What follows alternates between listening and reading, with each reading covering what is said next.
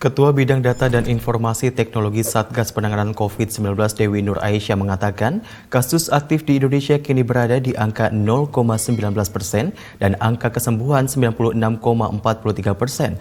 Satgas mendorong pemerintah untuk melakukan tugas utama meningkatkan pelayanan kesehatan di berbagai daerah agar COVID-19 tidak kembali meningkat. Pertama berkaitan dengan kebijakan gitu ya, tadi berdasarkan SE kan kita sudah langsung menggunakan screening gitu ya, untuk di berbagai belahan negara di dunia gitu ya.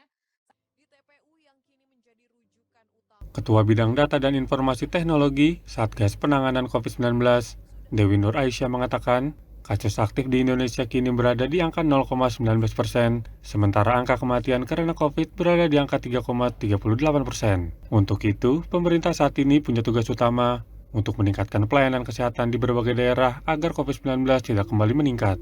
Menurut Dewi Sri, untuk rata-rata kasus aktif COVID-19 dunia, saat ini berada di angka 7,67%. Selain itu, persentase kesembuhan COVID-19 di Indonesia juga semakin meningkat, yaitu dalam angka 96,43%. Sementara angka kesembuhan dunia 90,33%.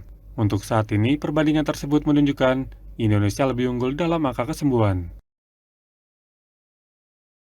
Dokter Lola bilang di Eropa kasus-kasus sudah mulai pada naik gitu ya, gelombang-gelombang kesekian sudah muncul lagi. Sedangkan kalau di Indonesia bisa kita lihat rata-rata dunia persentase kasus aktifnya di angka 7,67%.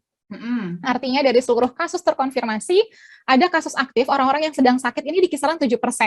Tapi di Indonesia jumlah persentase kasus aktifnya ada di angka 0,19%.